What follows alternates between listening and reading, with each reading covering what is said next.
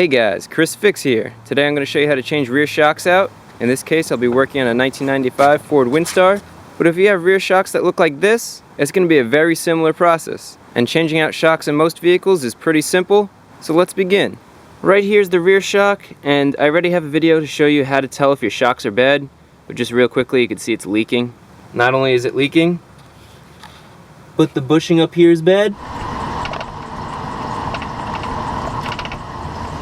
These shocks have 300,000 miles. They're the factory shocks. They're from 1995, so I really can't complain. This job is going to be very simple.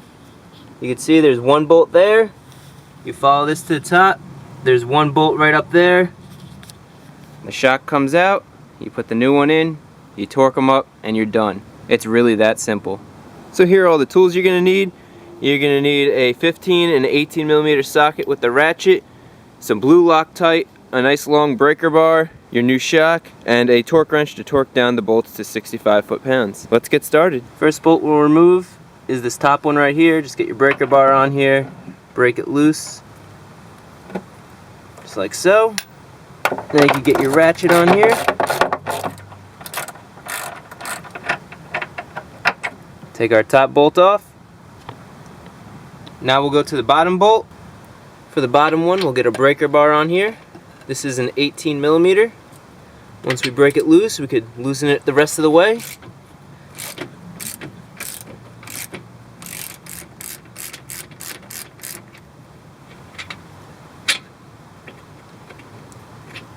Pop that out. Now the shock should just come right out. Just give it a little wiggle. There we go. Here's a brand new shock. Just as before, we're going to have the dust shield on the top.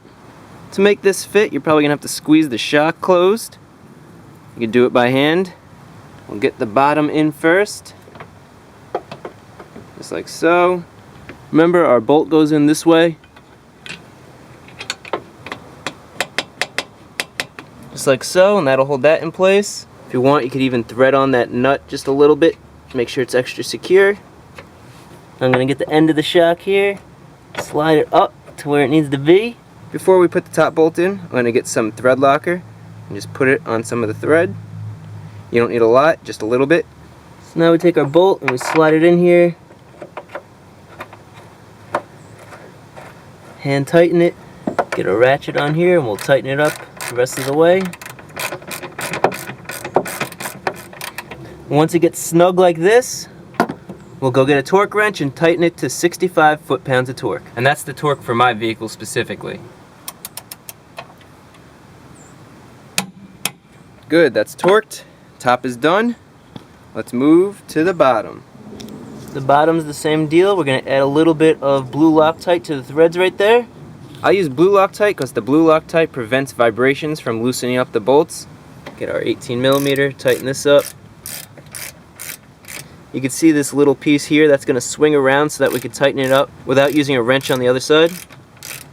So once we get it pretty tight, get our torque wrench on here, and this gets torqued to 65 foot-pounds as well. Beautiful. And guess what? You are done. Just goes to show you how easy it is to replace a shock absorber. Hopefully this video was helpful. If it was, remember to give it a thumbs up. Also, if you're not a subscriber, what are you waiting for? Hit that subscribe button. The top tip for this video is if you're going to replace shocks, make sure you replace them in pairs. So if you're doing the rear end, like in this case, you're going to replace the driver's side like I just did, and then also do the passenger side, which I'll be doing next. If you're doing the front end, do both passenger and driver's side.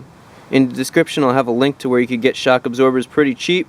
Ended up being $35 for a pair of shock absorbers, which is a great deal. I got a quote for $250 to replace both shock absorbers, so you do the math. That's a bunch of money saved.